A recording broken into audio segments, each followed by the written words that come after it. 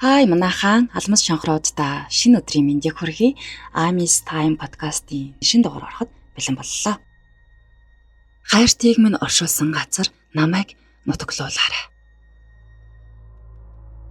Оюумаагаас болж 3 хүн шоронд орж 4 хүн гэр бүлээсээ салж 2 сайхан ир амиа хорлож 40 хүрсэн компани захирал тартагтаа тултал дампуураад мэдрэлийн өвчтөй болж шархадны эмнэлэгт үйлчлүүлэгч болсон түүхтэй. Оюумаа гэж хитрхи амар мөртлөө гой хүүхэн байв. Багаасаа л толноос салдаггүй охин байж үлээ. 12 настайдаа нэг орой алга болцоход гэрийнхнийгээ божигнууллаа. Тэдний ханы материалын гүн жалганы ярмагт хашаа байшинд амьдардаг байж л дээ. Оюумааг сэргийлэхэд мэдэгдчихэд байтал өөрөө ороод ирсэн байна. Юу босон талаар нь лавлаж асуувал хичээлээсээ ороодж тараад гэрлүүгөө явж байтал үл тайныхан замыг нь хүндэлсэж ширүүн гараараа бугуунаас натгаад "За миний дөө чи яхта ганц тус хүрэг. Энэ жалганд машин эвдэрчихсэн. Дотор нэг эмэгтэй хүн сууж байгаа. Ахын чам заагаад өгье. Миний дөө тэр эмэгтэйг юу хийж байгааг нь л очиж гарч чад ир" гэж гуйсан байна. Оюумаа энэ жигтэй танихгүй хүнээс айсангүй. Нөгөө заагаад байсан жалганы эрмэгт очтол ямар ч машин үзэгдсэнгүй. Нэлээд доошоо гүнлөө ороод "Аха, нөгөө машин чинь байхгүй л энэ штэ. Та худлаа хэлсэн байна. Би буцлаа шүү" гэтэл үл таних хэрийн зан гинэт хувирч "Чи юм уу шээс? Одоо хайчих юм. Намайг дагаад яв. Алан шүү" гэд охиныг үснээс нь чирч алхтал нэлийн хол байсан жалгын харанхуй нүхнээс шарнохон гэрэл цацарч 3 толгойтой матран сүлтэй хүн гарч ирсэн ээ. "Ашгүй аваад ирвүү" химээсэн байна. Нөгөө үл таних хүн оюумааг тавьж хаад жалга руу хараасан боловч тэглэж унан эвгүй муухай бархирчээ. Жалганы харанхуй нүхнээс цацарсан мөнөөх шарнохон гэрэл тэгсгээд зам гарсан байна. Оюумаа ч айсандаа жалганаас гараад гэрлүүгөө алхахад бархиран орилгодоо арт нь хатсаар үлдсэн гэдэг. Уг нь тэднийх ойрхон ганцхан жалга өгсөд л гэртээ очих байсан ч нэг жалга гарахад дахиад л жалга гараад ирж. Ийм маягаар жалганууд дуусахгүй хөөрөөд байж л дээ. Хамгийн сүүлчийн жалганд нохон хөвтөж үнэртүүлсэн тахиисан туранхай хүн тааралцсан байна. Тэр хүн эцсихий туранхай гараараа оюумаагийн үсийг илж үдснэ. Ийм харанхуй шүн. Ийм хөөрхөн охин энд явж байдаг. Би өвхөөгүй юм байна. Гэхдээ нь оюумаагийн дотор пал хийгээд л явж гаж. Яг тэгэхэд юунаас ч юм учиргүй айж толгойтой үсээ арцаатал муухай ойрлог хар ирчээрээ гүтэл гэр нь уртхан талдад харагдаж байсан гин. Охин өөр тохиолдсон явдлыг үнэн мөнөөр нь ярьсны эцэст эцэг их нь галз урах шааж. Хорооноос ирсэн 2 цагта охины яриаг сонсож дуусаад жалга руу гарч идэнгээ тусахтал Орос цэргийн хүмтэй хурамтай 40 ирхэм насны ир өрөөснүүд нь бүлтрээд духан дээрээ гарч ирээд хөлтчихсөн. Амаа байдгаараа ангаачихсан. Зүүн хөлнөөс нь ямар нэгэн хүчрхэг сарвуутай амтан атхын чинээ том мах хүү татаад авчихсан нь өмдтөөгөө барьцалтаад хөлтчихсөн хэвтэж байхыг олсон байна. Цагдаа нар охиныг хүчрхээсэн байж болцсохгүй хэмээн биедэн үзлэг хийсэн боловч сэжигтэй зүйл мэдэгдсэнгүй.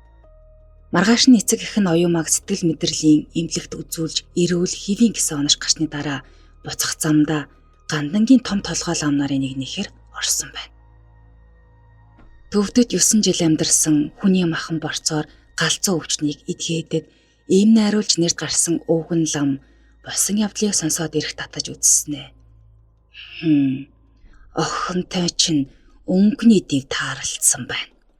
Орой өдөш ганцаараа гин бүү явал гэсэн байна. Энэ цагаас хойш оюумааг эцэг их нь Зооно нэртэй ротвейлер үлдрийн нохотой цуг хооллож ундалж өсгөжээ.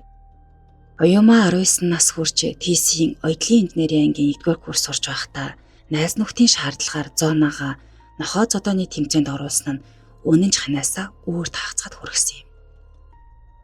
Динго нэртэй булдог нохоо Зооногийн багал зургийг 4 хуруу газар өмнө тастан хайсан тэр түүхийг оюумаа 25 нас хүртлээр ганц ч удаа дурссангүй.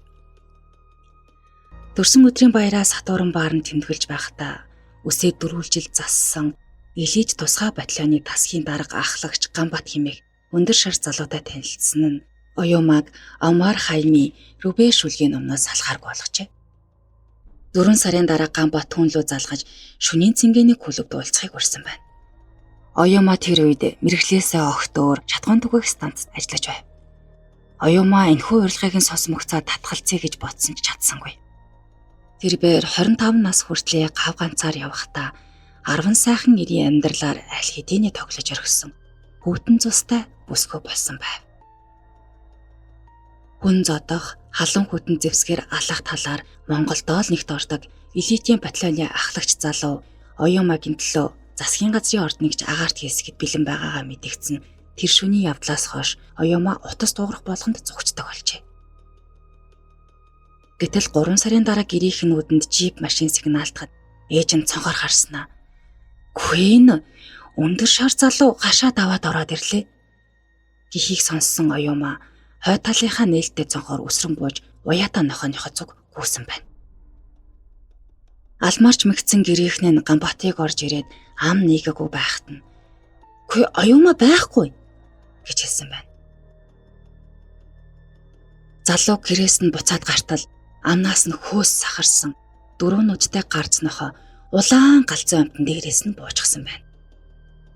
Гамбат урт хүрээтэй урдаа хатуулга төмөртэй гутлаараа хэд өшгөлөөд л мөнөх нохоо нүгэн ертөнц рүү илгээжгэж.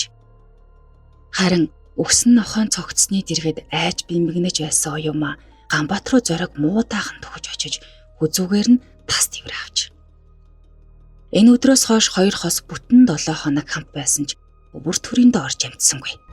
Гэхдээ л баг генезийн номонд бичигдэхээр удаан үнсэлцэж тас тэврэлтэн сууцгаадаг байсан бөгөөд Оюумагаас нэг л сонин заарын үнэр нэвт ханхалдаг байсныг Гамбат хожимд урсан ярьдаг байв.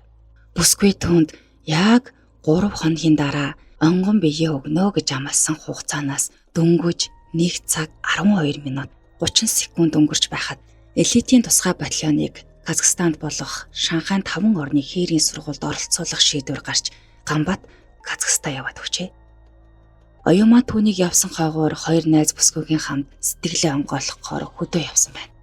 Excel машинтай залуус Мальтын ам хэмээх хад хасахтай газар хурд гэтрүүлж аваад өрөөсөн дугуйгаараа хадан дээгүүр хараалган газар буухдаа жолоогоо буруу мушигснаас 3 хүр бөгөөд чулуун мөргөн нам зогсжээ. Машинд сууж явсан усаас ганцхан Оюума л царай нүр бусын цав цагаан болчихсон яг л унтаж байгаа хүн шиг өрөөсөн гараад ирлээ газар дээрээ өөрт нойрсчихсан байсан гэдэг.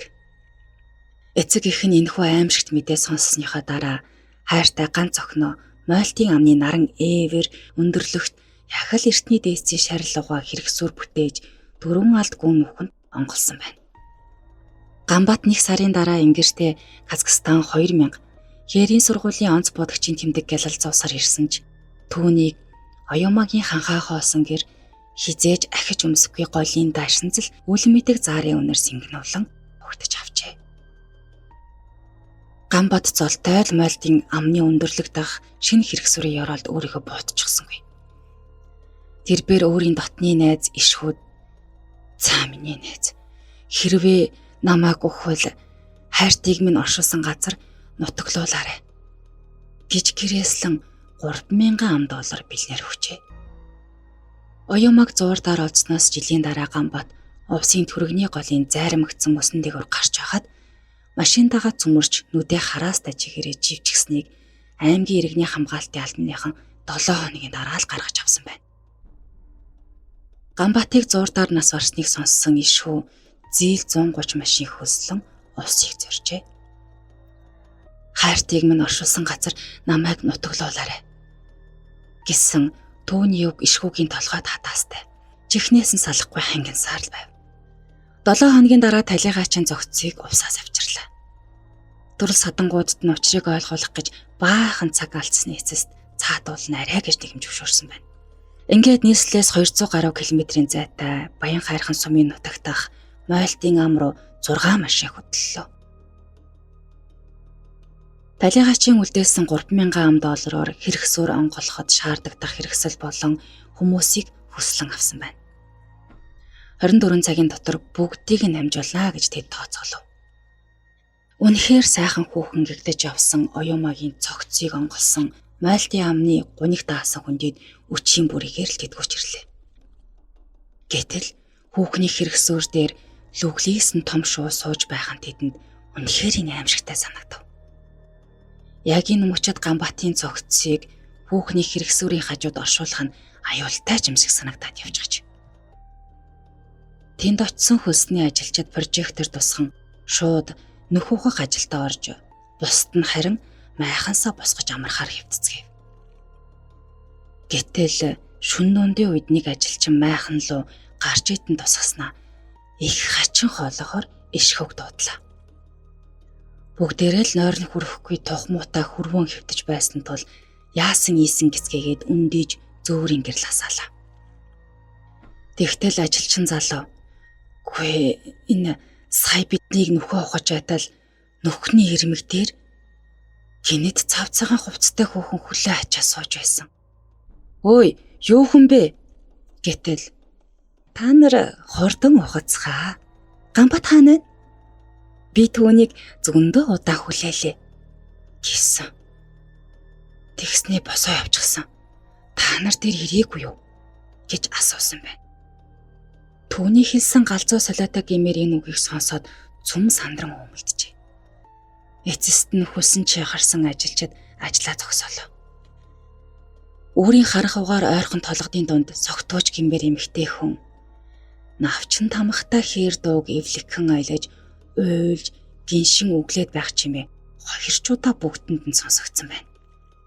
Нар мандсан хойно оюумагийн хэрэгсүүрийн зүүн булангаас хонин чиний том чулуу сугарч цаана нь онгойсон хар нүг гарсан байхыг тэд олж харав.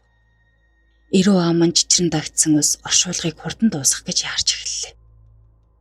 Нүх ухаж байх үеэр "Би чамайг хүлээж байсан харахуу чихтэй нөхөнд хоёулаа хамт ялцарна" гэж эмэгтэй хүн хаанаас ч юм дуулахыг сонссон ажилчин ир нүхнээсээ охил үсрэн гарч ирээд ахиштэй шорохыг зөвшөөрсөнгүй. Арга ятсан ишхүү өөрөө хурц бариад орохдоо яахаарахгүй эмэгтэй хүн дуулахыг сонсоод тэр хавийн шороонд нэг л ивгүй амар зүр шингэснийг мэдэрчээ. Гэвч тэр бэр огл харааж гарсангүй. Шаварт унсан шарын эзэн хүчтэй гихчээр гүрийсээр байгаад нүхийг ухаж дуусгасан байна. Цогцыг доор тавьсны дараа нүхийг шороогоор булж үхэр чулуунуудыг далд ортол нь газар суулгаж боллоо. Аимшигт оршуулга саялныг гэрээслийн дагуу дууссан байна. Машин цуусан хойно хүмүүс эргэж харалгүй их цэрэг хөдөлцгөө.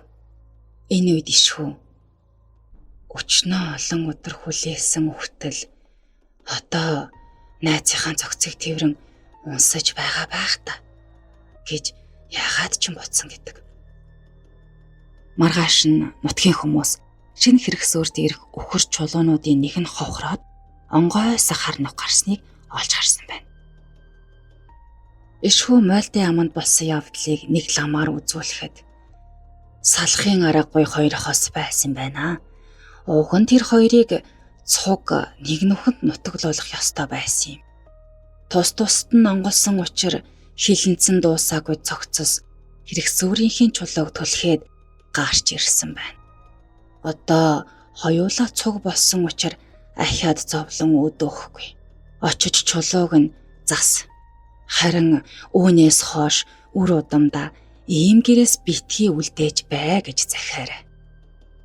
Насан туршдаа цуг байхаар заяагцсан улсын цогцос ялзарч яс болсон ч гэсэн газрын хөрс нэвтлэн бие биенрүүгээ тэмүүлдэг юм да гэж айлцсан аж. Ойр дотн байсан улсыг нэг дор цуг нутаглууллаа гэж хүмүүс ярьдаг да. Энэ нь тийм ч зүг болох юм биш юм шиг санагдав.